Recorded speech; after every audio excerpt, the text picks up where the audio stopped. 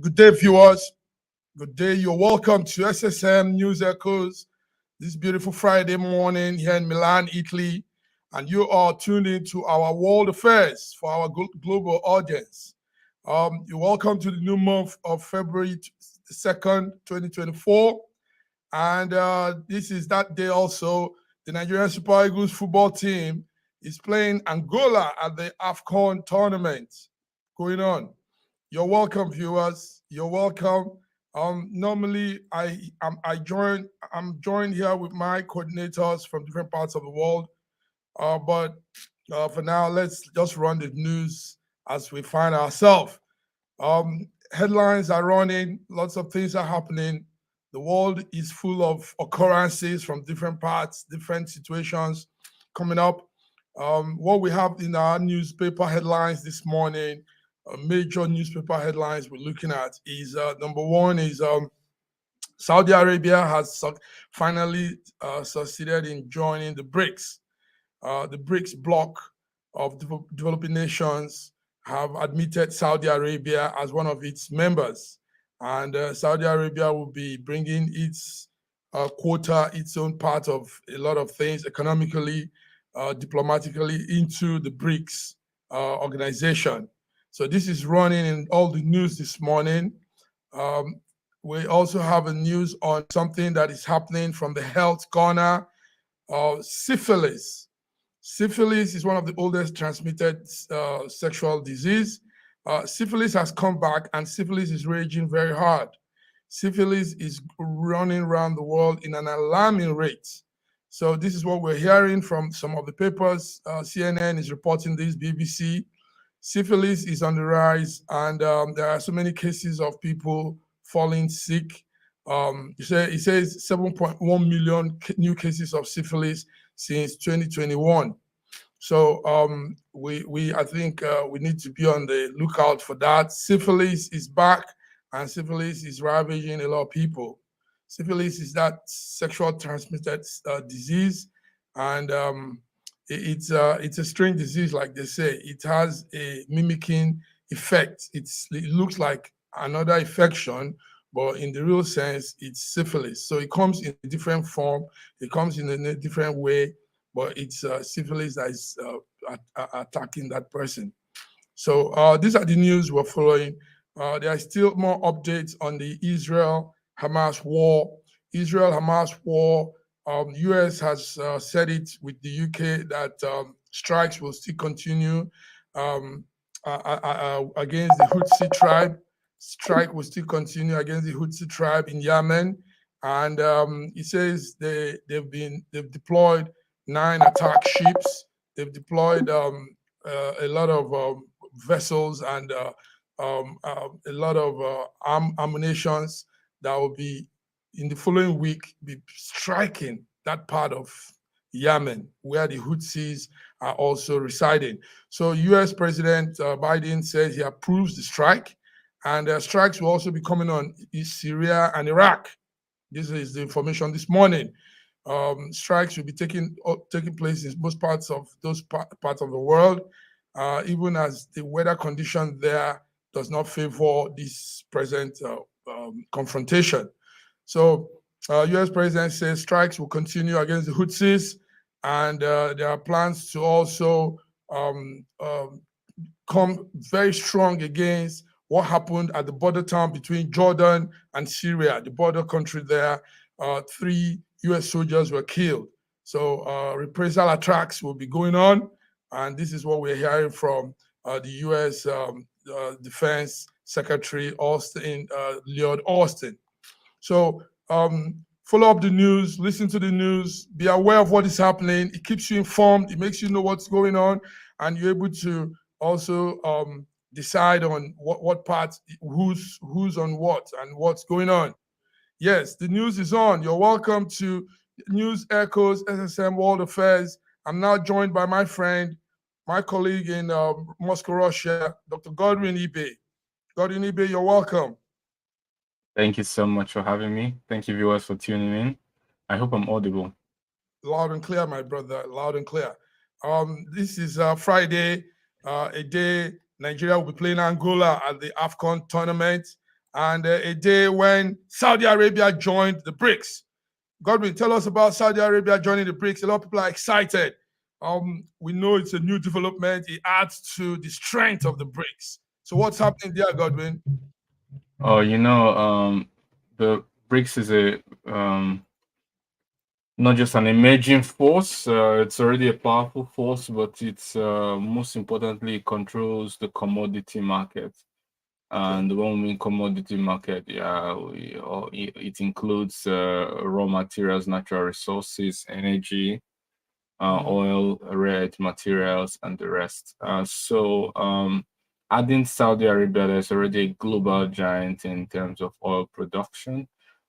It's a very big plus, but no doubt about that. But we also understand that Saudi Arabia has kind of is trying to toe a line in terms of balancing its relations, diplomatic relations with the East and West.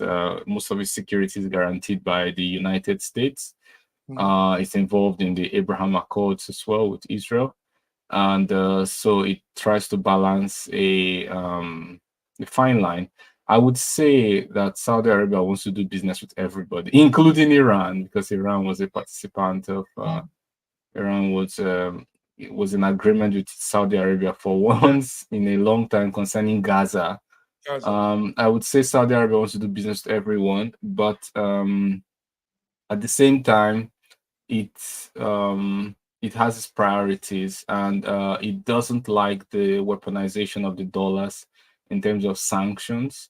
Like they usually say, they came for my neighbor, I was quiet. When they came for me, there was no one left to speak out. And yes, and the dollar, US dollar, is a very comfortable, very convenient currency. It's no doubt. I mean, the whole world would like to use it, and so there should be no reason why the weaponization of the currency seems more like shooting oneself in the foot, because it creates that reduces that joy of using it, and that dopamine effect, and it makes people to want to find other alternate sorts of trade settlement and sanctions evasion. Yes. So it's a good plus. Yeah, it's a good plus. While the minister of the foreign affairs minister of South Africa was announcing that announcement early this morning, he also said United Arab Emirates, Ethiopia, Iran, like you just said, Egypt, have all agreed. So they are on the pipeline, and they are looking at all the criteria and everything. So maybe today, tomorrow, by next week, we might hear more countries join. What does this mean for Iran? Since Iran is also at loggerhead presently with America, with this whole Houthi, all this talk, what do you think will happen once they join the BRICS? No, they are already in BRICS. They're not trying to join. They've already joined officially. Yes, they have joined. Yes, they have joined. This morning is still. No. There was a meeting. The BRICS meeting is held in Moscow. Moscow is the chairman. Moscow is the chair, holding the chairmanship position because now. I heard the news from the South African. The South African foreign minister gave the announcement. And, maybe it was 2 days ago or something like this, when Saudi Arabia was still thinking. But Iran joined before Saudi Arabia, and Saudi Arabia at yesterday officially joined. So the first meeting that was chaired by the Russian side was held in Moscow, and the representatives were there. It was a physical meeting. There was mixed translations, synchronized translations, and it's these people understand what it means to put aside little difference for the greater common good or common goal. And so Iran and Saudi Arabia have cooperated in a lot of things, including, like I said, the Israel-Gaza conflict, and now this BRICS. They understand that while the US dollar is a convenient, comfortable currency, they don't want to put themselves lacking leverage and how do I say, in a vulnerable position with terms of weaponization of the currency, and also to allow for increased valuation of their national currencies by trade settlement in national currency. So they are also beefing up their own currencies and also shielding their economy from inflation. For example, when you have an economy that's too dependent on import, and the values of goods and services are valued in the US dollar, then it opens the economy to inflation and global inflation. So I think that they're also shielding their economy from inflation and also beefing up their national currency. Right there. Thank you very much. You are more updated, and it's good you're saying what you're saying in front of quite a number of people here. Dr. Godwin, there's a strong reaction on SSM handles about Elon Musk's new products. He says he has successfully implanted wireless brain chip. So there's a new product called Telepathy, and it's something that will be used for those that have lost use of their limbs, their brain, and everything. So this is a new invention by Elon Musk, that billionaire and owner of X Twitter. He says this will go a long way. Now, the FDA, the United States Food, Drug, and Administration gave the license. They gave them that permit to carry out that initial implant on human beings. He successfully did that, even though we saw some good, not too good pictures of what was happening in that experiment with monkeys and some animals. You know, they had to drill through their brain and all that. But one thing that has come out is that he did this, and he says it was successful. Human beings that have lost use of their arms and legs and stuff will now be able to function. So you have people that imagine if that young man, there was that young man back in those days, the scientist that was on the wheelchair.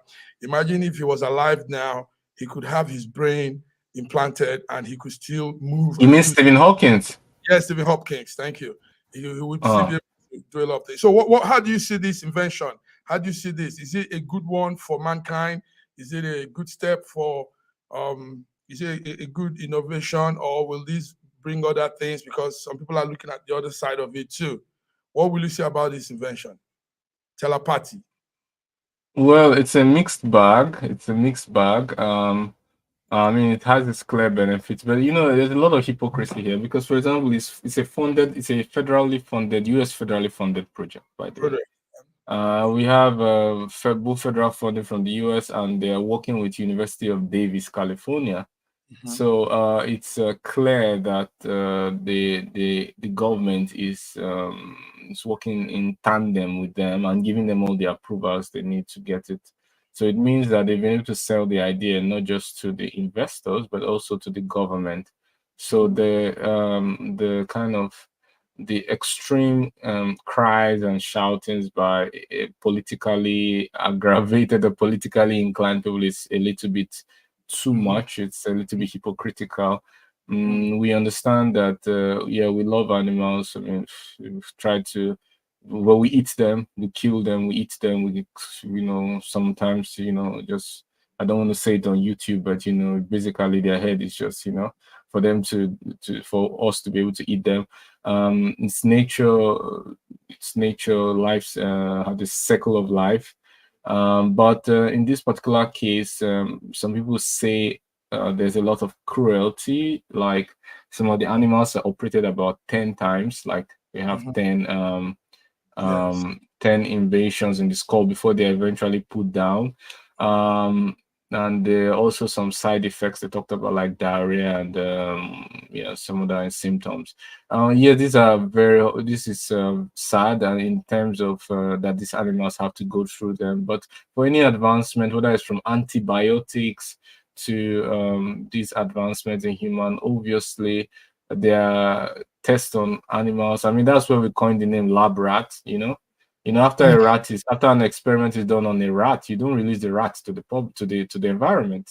You shouldn't release a rat that you worked on in the lab for whatever reason, if it's not just treatment, and release it back into the forest. So it's clearly has its benefit, but we have to deal with the side effects of this the side effects of it. Let's have some few comments on the screen here. Loretta George, while we were talking about that, said mixed feelings about it. She was talking Yes. about Saudi Arabia. She dropped this comment while we're talking about Saudi Arabia Ah, joining okay. Okay. BRICS. Mixing about it. Then some Abhishek Kumar says feeling proud with his performance. I think that one is for the brain chip surgery, the brain implanted wireless brain chip. So anyway, yes. What X also said, what Elon also said is this invention will also enable people to control their phones and computer just by thinking. Can you imagine? Just by thinking, you could do some things. You could even write, and a lot of things. And like we said, if Stephen Hopkins were to be alive, this would have really done a lot for him, you know. And we're still looking at it, and we're still hoping because Elon Musk has done some inventions. Also, he has done some things that didn't go right. You know those things. I mean, on several times he tried to space rocket his SpaceX rocket, and it didn't work. He also tried to the plan of Tesla, that car, Tesla, to drive from New York to Los Angeles also didn't work. The project didn't come through. So he has the flaws, but he's good at what he does. Yes, Loretta George is saying not Saudi Arabia, the brain chip implant. I have mixed feelings about it. Okay, I think I said so. So she's talking about the brain chip implant. She has mixed feelings about it. Yes, like many of us, Loretta, we feel it's something that should be really, really observed well. The FDA, every other body should really check on this because we're talking of human lives. We're talking of trying to experiment with some space of human life that is very, very, very, very crucial. Very, very crucial. Thank you, Loretta George. Thank you. Yes, Godwin, you want to say some last word? Yeah. I said thanks that for the correction. Yes. I think maybe you were talking about it before I came on because Okay. yeah. Okay. So Okay. All right, man. Let's go down. There are still lots and lots of news. Viewers, you're tuned in to this Friday, the Friday that Saudi Arabia joined BRICS, and the Friday Nigeria, the AFCON games going on, and Nigeria will be playing Angola today in the quarterfinal matches. Dr. Godwin, let's look at some news updates. I saw you were sending into the WhatsApp some updates on Russia, Ukraine. Please, can you update us? But before you go on, let me just say from our part what we're observing. Number one of what we're observing is, yes, Ukraine army chief said there's setback in the war. He said so yesterday. And Ukraine said also that Russia warship has unleashed massive, they use the word massive, missile barrage on Crimea. And now what we are looking at from Europe on all of this is that there is something that's about to happen.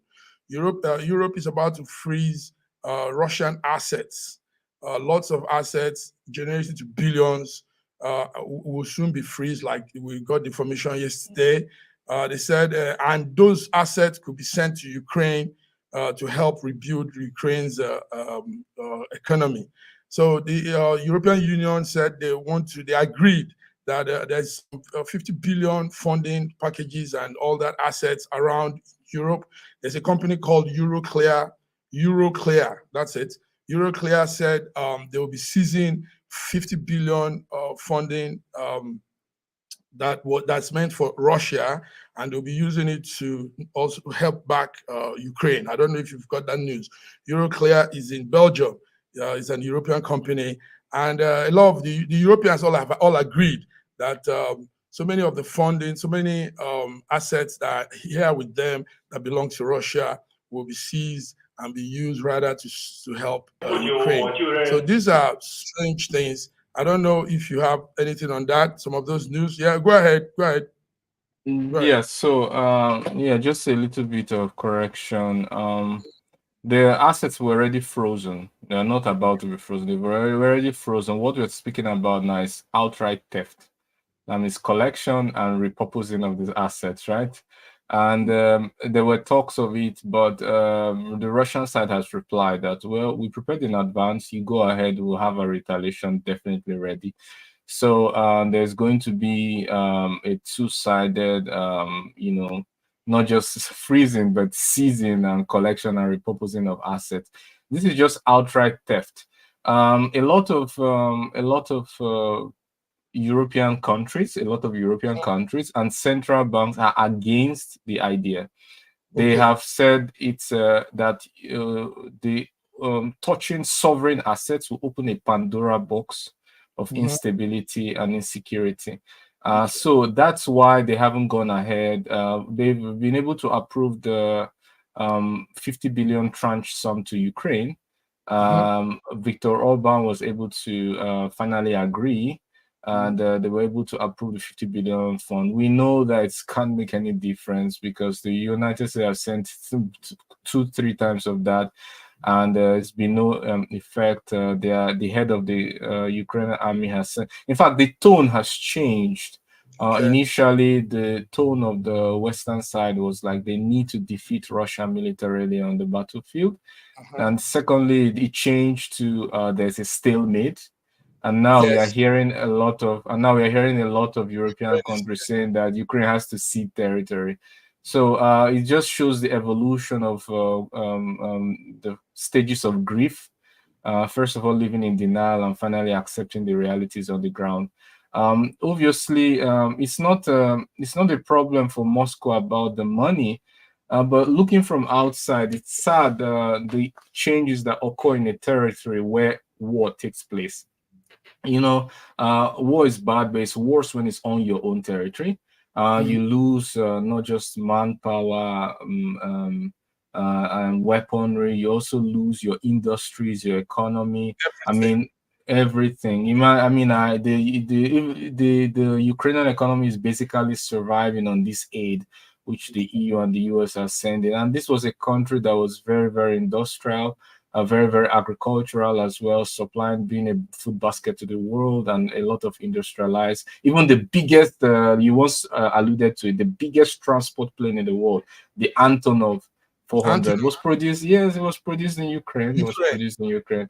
Yes. But it's a very sad development of events. I hope that the West and the East can come to the negotiating table without a precondition and try to find a way out because obviously And try to find. Saber rattling is not the way, obviously. Yes, trying to find a way out. Okay, thank you very much. You said it well. Yes, the bailout, the season of funds had been done long ago, and but now they are saying they're taking it all together to help rebuild Ukraine. Um, Dr. Godwin, let's move on. Do you have any update for us again on the Russia-Ukraine war? Is there any new thing we need to hear? Yes, Just- in the last show or episode we had, there was a little bit of confusion. Not confusion from my side, but someone raised a one of our panelists raised an objection to the validity of the plane that was shot down, the Il-96 and the passengers that were on board. I argued yes, that those were Ukrainian prisoners of war, and that yes. initially the Ukrainian side denied it, but they later accepted it. Hmm. And now there's a more of a consensus. The Ukrainian side has officially asked for the bodies to be returned back, Okay, to be repatriated. There's a Russian investigative committee has released a video. I think I can basically just show it. go ahead. Investigative committee released a video showing the airplane parts and the most important, the missile that was used to gun it down. It was a Patriot missile, the US supplied Patriot anti-aircraft missile. I think it's pretty much set in stone. It's sad. And they were supposed to use the 195 by 195 exchange mechanism to exchange these prisoners. So they were supposed to get Russian prisoners of war and give Ukrainian prisoners of war. But now, as I understood or learned, that exchange still took place later, but Okay, not with those people that died. Obviously, they were replaced with some other people, and yeah, it's really sad that at least these soldiers couldn't return back to their families. I mean, many of these soldiers, whether Ukrainian or Russian, they are patriotic, following orders, and unfortunately, it's very sad, irrespective of their nationality, when they can't return back to their families. Thank you very much. So yes, you put that right. But we also had Ukraine say they sank the Russian warship. Yes, that's confirmed. That's Yeah. confirmed. Okay. That's confirmed. It was a ship, warship, like you rightly said. A small Yes. one though, a small one. Russia has so many of those ones. It wasn't like the big one like the last time that they were able to puncture it. Okay. But yeah, there are a lot of losses going on. Dr. Godwin, thank you. Viewers, you are tuned into our Friday SSM News Echoes World Affairs program, and you're hearing from Dr. Godwin in Moscow, Russia, and myself here in Milan, Italy. Dr. Godwin is giving us update on the Russia-Ukraine war, and we've talked about also a new invention by Elon Musk, the ex-Twitter man. Said he has successfully implanted wireless brain chip on people. So we're looking. Sorry to cut you short. I want to add because connected to this topic, Yes, the new Minister of Defense of China. That's what I said. Updates. Yes, go ahead. Okay, yeah. So the Beijing, the new Minister of Defense, he actually studied in Moscow. And he's now the new defense minister. He said that Beijing is giving Russia support on the Ukrainian issue, and the West will not be able to stop us. He said in recent years, the US and the West have been isolating Russia. We understand everything, and we strongly support justice by providing support on the Ukrainian issue. He also said the defense cooperation between China and EU has taken a hit. But will not change and abandon established policies because of this. They will not be able to prevent normal Sino-Russian cooperation. So that's what Dong Jun, the new minister, said. Dong Jun. Okay, let's before we go on the break, Dr. Godwin, let's come to Middle East, Pakistan. Pakistan is heading towards their February, I think it's February 8th election. But one of the candidates was shot dead yesterday. And it has sprung up nationwide protests. I don't know. Are you following that news? Which country are you speaking about? Pakistan? Pakistan, yes. Yes. I'm not following that news in particular, but on a long-term basis, I've been following the change of government from Imran Khan to the new military governor and the whole geopolitics behind it.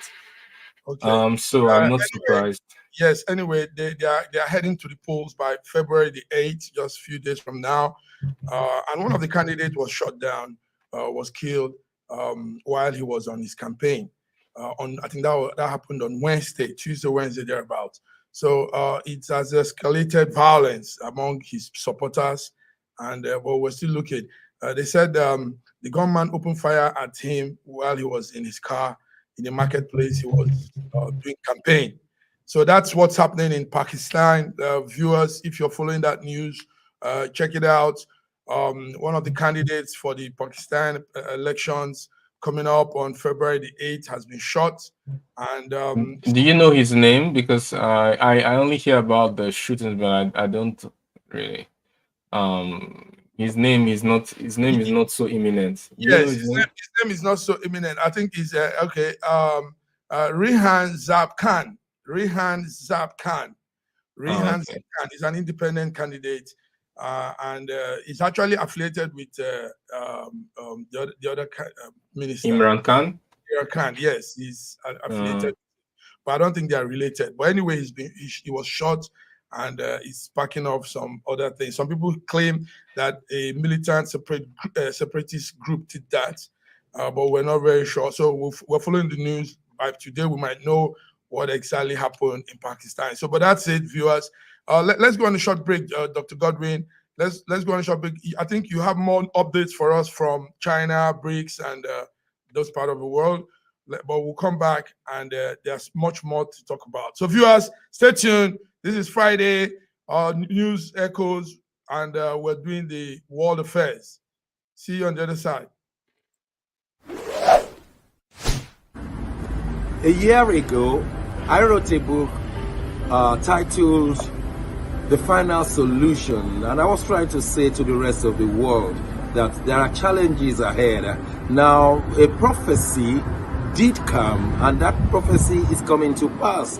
But I'm telling you, the final solution has been found many years ago in the Bible, because the Bible simply says righteousness exalts a nation and sin is a reproach to the people. So I want you to know that you can get solutions to problems in Ukraine, in Russia, in Nigeria, indeed all parts of the world.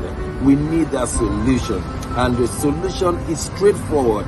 Please get a copy of my book. It's the Final Solution by Bishop Shegun Johnson, and you can find it in Kindle, in Amazon. Just type Bishop Shegun Johnson, The Final Solution. It will come. It's very, very small book you can read within 2 hours, but it contains the final solution. Do get a copy. Not getting it is doing disservice to humanity. Don't forget the final solution.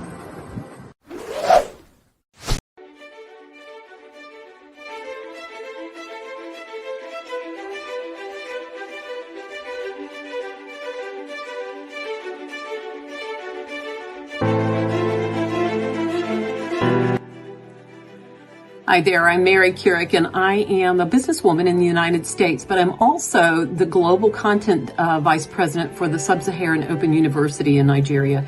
I could not be prouder to work with Dr. Osita Anamika and his team on helping to create not just entrepreneurs and skill-based talent that will get out into the workforce and make a living for themselves, but also young leaders. And to that end, with this integrity-rich university environment that's accredited now, and it's just an amazing opportunity for anyone there of any age to jump on board and learn, we want to let you know about a new offering that we have. We have a global governance and diplomacy course now provided by a whole team of people that crosses several countries to put together these resources and lots of great information for those of you who might be on the path toward public service and diplomatic service, NGO leadership, that sort of thing. We hope that you will walk through this open door and enjoy.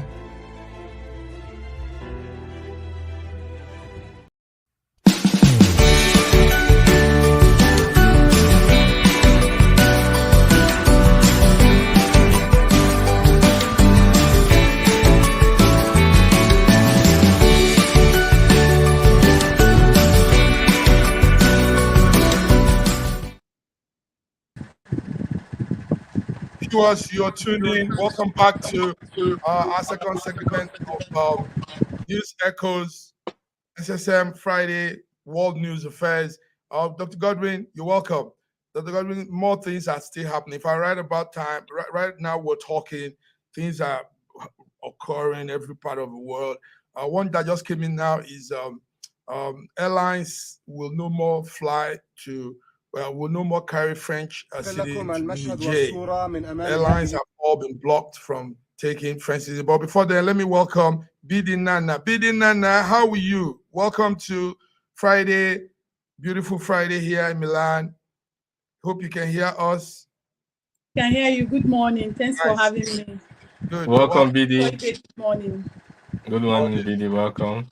Yes, Bidi, do you have that news? It's just coming in.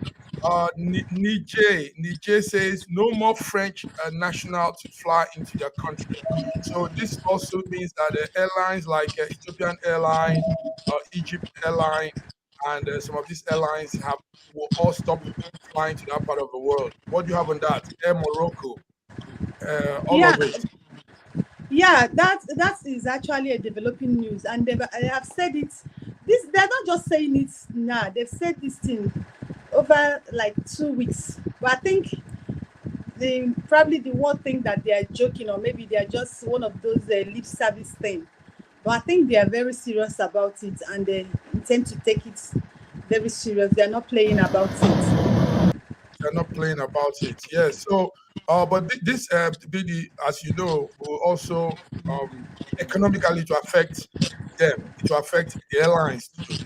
because some of these airlines are most times jammed up with passengers from Europe, from France. Now they've banned all of those airlines, about 7 of them. And this is business that has been declined, business that has been made nullified. So, Dr. Godwin, what do you have on that? What do you say? Niger doesn't want any airline coming from France into their country. You know, we saw a picture, ECOWAS. Now it's Echo was, now it's Echo is. Yes. Now we don't know what it will be. Echo to be. Echo will be. We don't know what it will be. But it's a sad development. It's a failure of diplomacy. It's going to be a loss on both sides. A lot of people have tried to argue that, well, these countries just make up 8% of ECOWAS and so on. And I just don't understand I just don't understand if everyone really understands the implication of loss of 8% of your economy, for example. It's a deep recession. You have protests all over the streets. You have lots of because basically the government will fail to fulfill some of its social obligations, and there'll be lots of bankruptcies which will reverberate around the country. 8% is no small number in any way, shape, or form when we talk about socioeconomic. But this it's clear that there's going to be disproportionate loss. There will be more percentage loss on the on these countries, Western African countries, and also the individual companies, airlines. But they have so many places they can fly to. But it's important. What is important is the fact that they are serious about where they are going. That's right. That's like you can even suffer. You can make some sacrifice as long as you know where you are going and you have a plan. That's all that matters. They seem to be realigning all their foreign policy on mutual respect. They are cutting off all narcissistic relationship, all colonialist relationship, all condescending relationship. They are realigning all foreign policy with mutual respect, and that's something to commend. Yeah.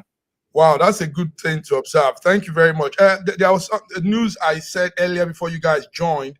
BD, there is syphilis has come back and is ravaging the world. Dr. Godwin, you are on the medical side too.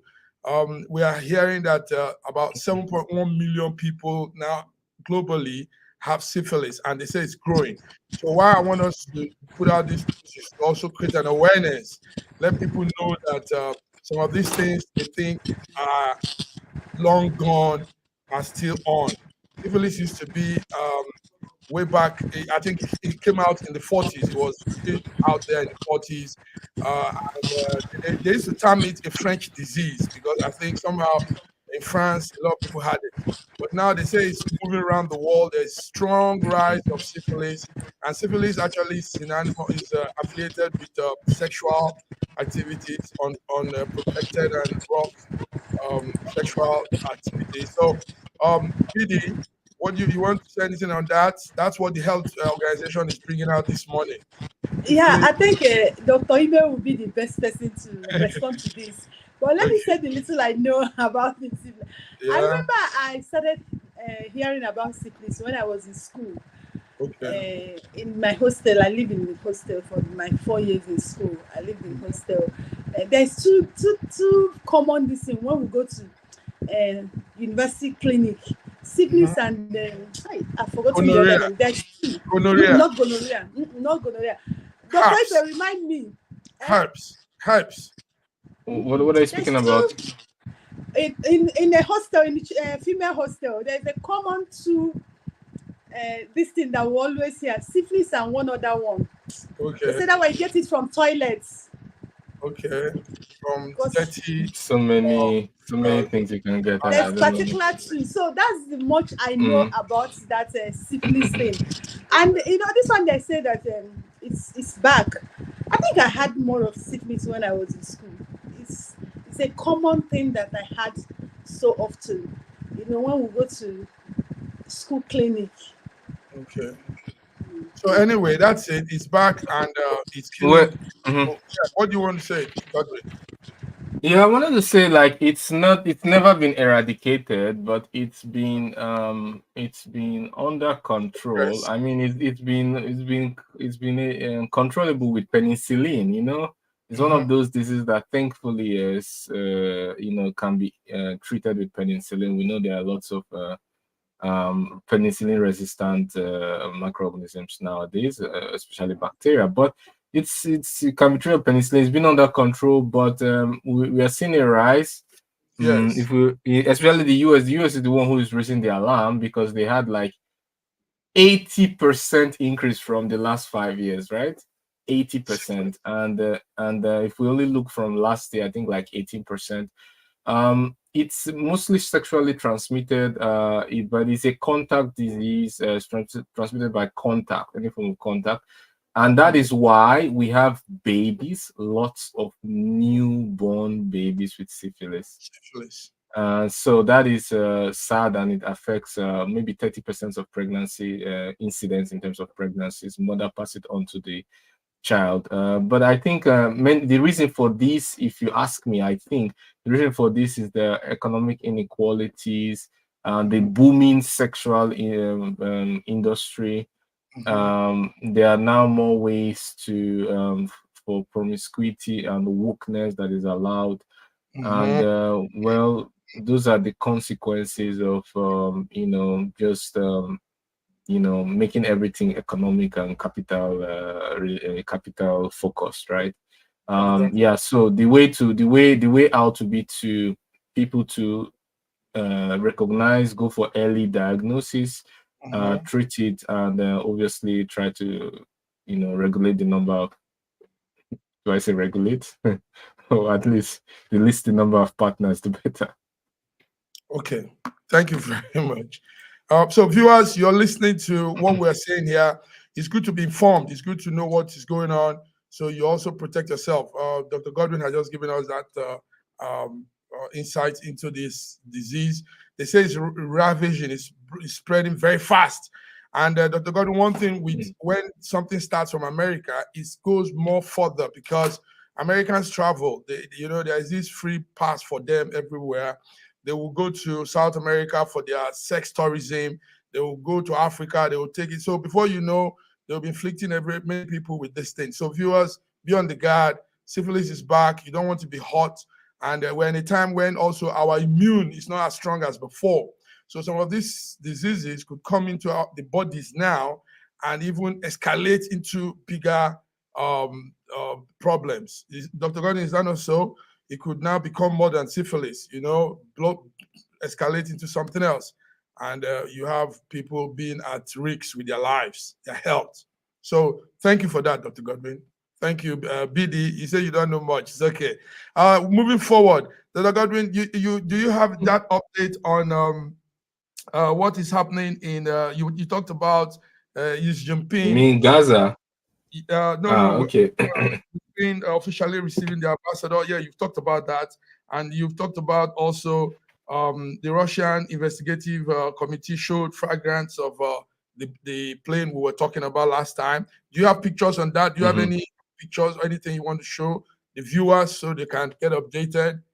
Yes, you can do that. I don't know if this will be, let's see what language this will be, because sometimes I listen to these things in Russian language, and Okay, no problem. You can translate let's for us. see if it's in English. Вы в первое время отправили мне письмо поздравлений, что вы заразила. Доброе желание по развитию отношений между двумя странами и двумя армиями. Здесь я хочу выразить вам глубокую признательность. Данная конференция и переговоры являются первым моим рабочим мероприятием по иностранным делам. Okay, to cut a long story short, he just spoke about his that this is his first meeting as he's assuming office, and talked about trying to improve relationship with Russia, like I've said, and the West not being able to stop it, and him seeing the need to to provide support on the Ukrainian issue. Basically, that's it. So I don't think there's much time to spend on that. Thank you very much. But it's good you're bringing this. You see, viewers, we're covered in all corners: Asia, Russia, Far East, Middle Belt, Middle East, Atlantica, and everywhere you can get all the updates. So let's come now to the Houthi situation, Dr. Godwin. BD, are you following that Houthi thing? Yesterday there were some strikes and resistance too. But America and the UK says they will come stronger again. Also bearing in mind that this is affecting global business, movement of goods from that part of the world to the other end of the world. So, Dr. Godwin, give us the update. BD, do you have anything on that too from Africa? The Houthi attack. Yeah, I want to speak. Let me let BD speak. BD, you're muted. BD, yes. Go ahead, BD. Go ahead. From Africa point of view, what's happening? How are you people seeing the Houthi? Let Dr. Ibe go on. Let him go on when it's true. Okay, thank you so much. I write in all these groups, and I once wrote that a carpenter, very important in our society, but some carpenters may think that every problem can be solved with a hammer. You just like hit it on the head and then the problem is solved. We are saying that just like maybe even a doctor may think that every problem can be solved with an injection or with drugs, right? So it's not a carpenter only thing. But you see, after nearly 4 months of Israel fighting, we have 25,000 plus dead. Hamas is back in full force in northern Gaza, coordinating militant cells, policing community, and even rebuilding governance. In the southern Gaza, Hamas is in firm control, and the US have agreed that the tunnels that Hamas have were much more than they anticipated. So they haven't gone like even half of the going through the underground tunnels that Hamas have. They say it's in hundreds of kilometers. The apparent resurgence of Hamas in areas seized and cleared, the areas that were seized and cleared by Israeli troops during the nearly 4-month offensive, it underlines the difficulties that Benjamin Netanyahu is facing in meeting his pledge to crush, in quotes, militant people. Yeah, we see that it's not really easy, and the losses are not why they're disproportionate. There's no enough logic for that, Eyal Hulata, who until January 2023 was the head of Israel's National Security Council, she said, "We are hearing more, unfortunately, of the recovery of insurgency in both central and northern Gaza. We are hearing more and more that Hamas are doing policing in northern Gaza and governing trade, and that is a very bad outcome." That's the head of Israel's national security until January 2023. So this is not like some kind of Hamas news or Russian news or propaganda. This even the representatives of the country are telling you that they are failing in their efforts, and it would have been better if they stopped. Yes, Dr. Godwin, I yesterday also listening to the following up the situation, I found out that the Houthi have changed in their style of attack. Initially, they were using missiles and drones to attack, but now they are using mainly missiles, and they are launching far away from Yemen. So what this means is it's going to be very hard to get them, because they are now situated in a point, in a place.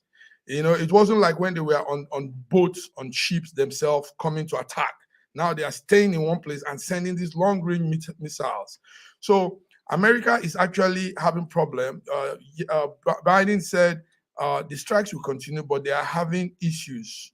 They are having issues getting it very well. The strikes are not targeted as they planned it, because also Iranian, like you know, are backing this militant up, and Iranians are very good with missiles. They are good with some couple of missiles. So it's not working, like you just said. It's not working as they planned. This whole thing is really going the other way.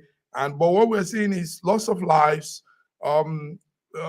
it might now, like we said, affect economy, global economy, because goods are not coming again, goods are not going that way again, and all of this somehow will affect human survival. You agree with me, Godwin? Obviously, I agree with you. But the problem is that NATO is a strong military organization. But in reality, what the reality shows that it can win just one war. If it's going to be in one war, yes, it may be able to, most probably be able to win. Obviously, if it's not against a nuclear state, right? Because there'll be no winners. But for any other country, not a nuclear state, NATO can win one war. But when it's stretched out thin, it's involved the Houthi rebels, involved with Hamas, involved with Hezbollah and Lebanon, and then it's in supplying Ukraine. We can see that, yeah, it begins to fail in its obligation by just pointing saying, look, there's no money, there are no weapons to supply, and then they begin to take losses and hits, and there's absolutely no need. There's no need for starting so many wars, especially the ones you can't even control. And there are no ships, there are no commercial ships in the Red Sea, especially from Israel. No. It's a death sentence if you carry the Israeli flag and you have a commercial ship. It's just like a death sentence. Even the US military ships are being attacked in the Red Sea. The video I showed that's on the screen, it's abandoned weapons, Israeli weapons in Gaza. Abandoned Israeli weapons in Gaza. It's actually, not destroyed, just abandoned. Let's hear what the press man is saying. Is there a voice? It's in Arabic. أنقل لكم المشهد والصورة من أمام هذه الذخائر الإسرائيلية التي وجدناها في إحدى التكنات العسكرية الإسرائيلية في العدوان الإسرائيلي الذي لا زال على قطاع غزة. هذا العتاد وهذه الصواريخ التي أقف أمامها الآن هي صواريخ تمت بها مقتل الفلسطينيين. Okay, to cut the long story short. He's old. I mean, these things could set off right there where he's standing and blow him up. Military journalists have to be brave. I think it's a requirement. But we got the translation ahead of time in advance, and basically it was trying to just saying that those are the weapons Israeli. He's showing the markings, the signs, showing that they're Israeli weapons that were abandoned during retreat. You understand? So it's a terrible outcome. We hope that the wars will kind of find diplomacy will win, and the wars will kind of stop, and understand that even though they are not state actors, but they have some level of influence, and they can actually mess up your trade. They can actually mess up their trade. Okay, BD, we still want to know how Africa is taking all of this. Please unmute yourself, BD. Yes, Africa is close to the Middle East more than Europe and America and the other parts of the world. So obviously, when these things happen, we should have some repercussion and effect on the continent. What's happening there? What's happening is that, like Dr. Ibe said, in this Israel and Hamas war, the influence of Africa is supposed to be fed, but because of divided interests from Africa, they are not even interested in the lives of their citizens of the continent. Rather, they are interested in what they become. Who is in power, who matters in this war. That's actually what has made them become so irrelevant. If you look at what is happening in Burkina Faso now, what is happening in Mali, it shows that African leaders are not being felt. And when your presence as a leader is not felt, a lot of things goes wrong. Do you understand? The Africans have not fully represented themselves as leaders, and that is actually what is happening there. They can't even. They are even confused. Now in that war, all the focus now is on Western war, to see that if this dialogue or there's going to be peace, it's coming from Western world. It's not coming from Africa, and it's something that we should be worried about. If something is happening around us at our backyard, and we are not able to do something, but we depend on foreigners to come and determine what happens to us. It's a very big problem. Yes, it is. That's what. It's a big problem indeed. Thank you very much. Viewers, you are hearing it live. There's some more content you have to show us. Go ahead. Yes, it's a little bit it's connected to the whole once Discussion. upon a rebel force. This is the Afghanistan, the what do you call him again? A representative of Afghanistan, right? He's the ambassador of the Islamic Emirate of the Afghanistan, right? He was received by Beijing. But the significance of this photo is like once upon a time, they were seen as like the Houthi rebels running around in slippers and rifles or animal booby traps. But they chased out the US with the whole infamous video of people falling off from the planes, seizing of American weapons that were left behind. And now they actually have ambassadors that are received all around the world. It's satire. There's just no other way to. No, but we know those things will happen. A man's territory is his territory, no matter what you try to do. If this is my birthplace, this is my ancestral land. It's hard to change things anyhow for those people. So yes, that's a very strange thing. Now they have ambassadors all over. Can you imagine? And they call themselves like with all due respect, they call themselves Taliban. Like with all shaking hands with Xi Jinping, and maybe soon they'll be shaking hands with some European prime ministers too. Thank you very much, viewers. This is it. But before we go, let's look at some small thing. I like to say this when I see one. A South African inventor, a young man, was given a prestigious prize for building a dispenser locker. I was trying to get that clip before we came, but I couldn't. But anyway, this young man was able to invent this beautiful thing, a medical dispensing locker. And he won an award for it. And it goes to show that young people, Africans, yes, we can wake up our brain and also get into this new wave of invention. A lot of us need to come up with that. There are so many things that can be done. New ideas can be done, new creation, new innovative things. So we want to say kudos to that young man. Sorry, I couldn't get the clip. I was to get the clip, the picture, and what he invented. But it happened yesterday in South Africa, and we like to give accolades to those that are doing notable things, noble things. So, gentlemen, do you have any last things to say? Godwin, is there any last take? Yeah, I just want to add that kudos to the guy. Actually, he suffered from tuberculosis, right? And he suffered from tuberculosis, and he had to wait in the queue for hours to get his drugs. So like they say, necessity is the mother of invention. So he's an electric engineer, and he decided that if there were deep dispensers, maybe he wouldn't have had to wait this long to get his much needed medicine for tuberculosis. Thank you very much. Good one, Godwin. I trust your. So, BD, any last take? Yeah, I saw that, and honestly, I was really, really touched. And such things, sorry to sound differently. You see, such things saw the limelight because probably it's South Africa. Nigerians are very intelligent and innovative people. I've seen a lot of people innovate a lot of things, but it does not pass this hour. Well, our people don't take them serious. We have a lot of young boys. It's in your hands. People like you, media people, media personnel, to bring those people out to the light. Bring them to us. Let me tell you one story. 4 years ago, I met a young man who built an airplane. I interviewed that guy. I brought him to NTA. I took him to so many people. But what happened? Yes, I took him to two senators. I took him to the local government chairman. I interviewed him. I broadcast him. What happened?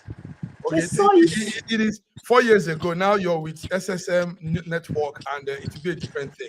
a lot of things will happen. We are from all corners of the world, and we're out here now to be part of people's progress. We want good things. We want Africa also to be on that line of good things. Gentlemen, Godwin, I want to say thank you. We had quite a number of viewers and likes and comment also. And thank you, viewers, for tuning in. SSM Friday. We just did our World Affairs news today. Nigerian Super Eagles will be playing with the Angola team at the AFCON tournament ongoing. So on this note, gentlemen, I said have a beautiful weekend till we come next week. Thank you, Godwin. Thank you for coming. Thank you. BD. Thank you. Thank you, viewers. All right then. Bye-bye.